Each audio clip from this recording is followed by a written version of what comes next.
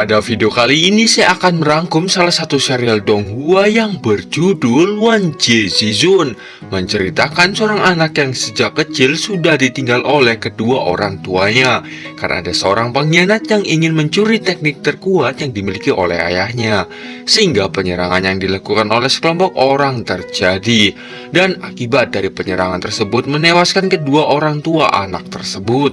Akan tetapi di sini anak itu berhasil selamat dan di detik-detik terakhir sang ayah mewariskan kekuatan kepadanya. Lalu setelah dewasa dan berlatih dengan giat, akhirnya dia mempunyai kekuatan yang sangat dahsyat dan mempunyai tujuan untuk mencari dan membalaskan perbuatan yang telah membunuh kedua orang tuanya. Lalu seperti apa perjalanan anak ini dalam membalaskan dendam atas kematian kedua orang tuanya? Mari kita simak saja pembahasannya. Diceritakan ada sebuah benua yang sangat luas bernama benua Hushu. Di sana ada sekumpulan praktisi yang disebut dengan peri dan mendiami sebuah gunung yang bernama Yanku. Diketahui jika tempat tersebut merupakan sebuah tempat yang sangat bagus untuk seseorang yang ingin melakukan kultivasinya. Karena keunggulan tempat tersebut, maka tak heran jika membuat semua praktisi dari seluruh dunia akhirnya berbondong-bondong untuk menguasai tempat itu, dengan tujuan supaya mereka mendapatkan keabadian. Dalam sebuah prolog dijelaskan, jika di suatu malam, tepatnya di Gunung Yunku, sedang terlihat ada beberapa orang yang sudah mulai bergerak untuk menguasai tempat itu menggunakan cara yang tidak baik, yang dimana mereka berniat untuk mengkudeta sosok penguasa di gunung itu. Di sini kita diperlihatkan dengan pertarungan antara penyusup dengan pemimpin dari tempat ini. Serangan demi serangan terus dilancarkan dari kedua belah pihak. Akan tetapi penguasa Gunung Yunku yang diserang oleh berbagai pihak, mereka menyadari jika tidak lama lagi tempat yang mereka kuasai akan segera dikudeta. Oleh karena itu, pemimpin tersebut memberikan sebuah pusaka peninggalan keluarganya kepada anaknya. Di sini dirinya menyadari bahwa kekuatan miliknya dan istrinya tidak akan mampu menahan lagi berbagai serangan yang diberikan, sehingga dia memutuskan untuk menyelamatkan anaknya dan mengorbankan dirinya beserta istrinya.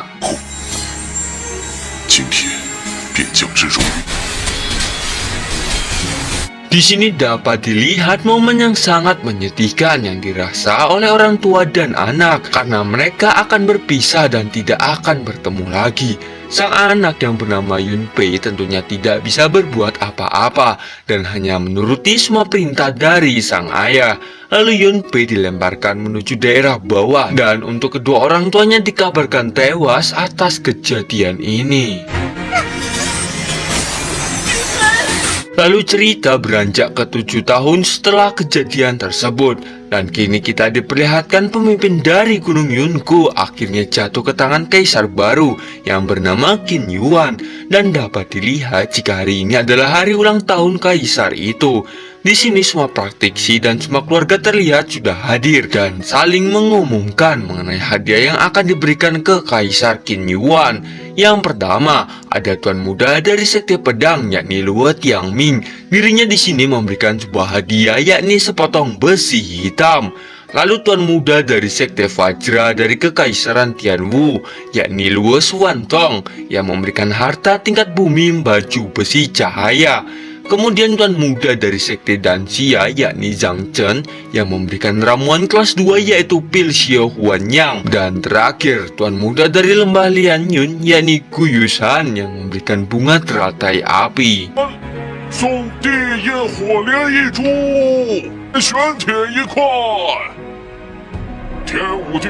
Di sini dapat dilihat jika perayaan ulang tahun dari Qin Yuan benar-benar meriah, karena 4 sekte besar dikabarkan telah hadir untuk merayakan ulang tahun ini.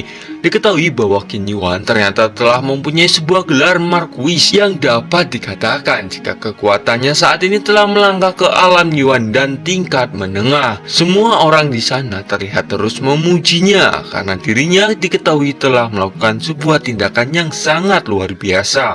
Lalu tidak lama berselang muncul penguasa distrik Empire yang bernama Yan Xinhai. Dirinya di sini terlihat sedang memberikan sebuah kayu roh jiwa yang mempunyai usia 1000 tahun. Jejun. Melihat hadiah itu, Qin Yuan merasa sangat beruntung karena dengan bahan obat itu, dirinya menilai jika tidak lama lagi akan menerobos ke ranah puncak alam Yuandan.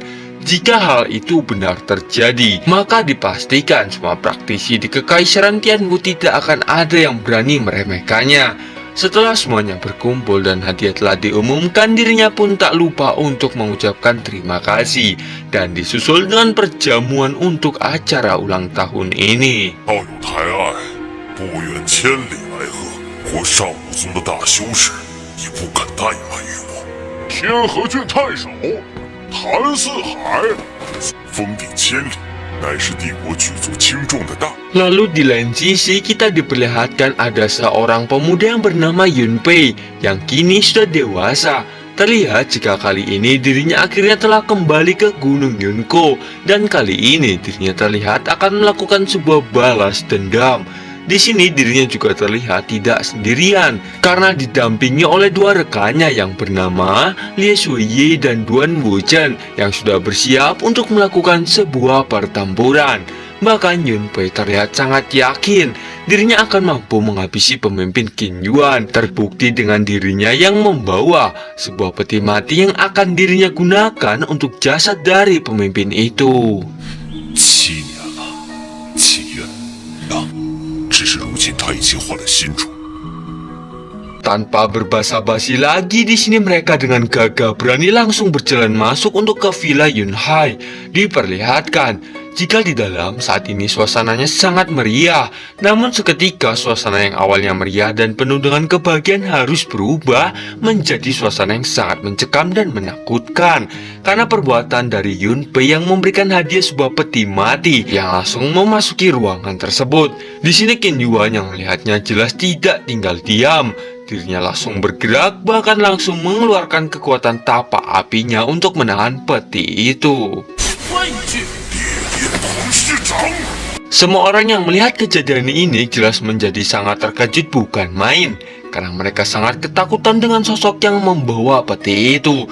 Karena menurut mereka peti mati kali ini memiliki berat yang tidaklah ringan, sehingga kali ini semua orang pun mulai bertanya-tanya dengan sosok yang telah berani membuat kekacauan pada pesta yang Qin Yuan adakan. Di sini Qin Yuan terlihat sangat khawatir karena kekuatan tapak apinya yang dirinya gunakan ternyata sampai bergetar pada saat menahan peti mati itu. 只怕有数千斤之重吧。 居然有人在秦庄主大寿时 Lalu diperlihatkan Yunpei dan dua rekannya yang memasuki ruangan pesta. Qin Yuan yang melihatnya mencoba untuk terus mengingat mengenai sosok pemuda yang di hadapannya ini.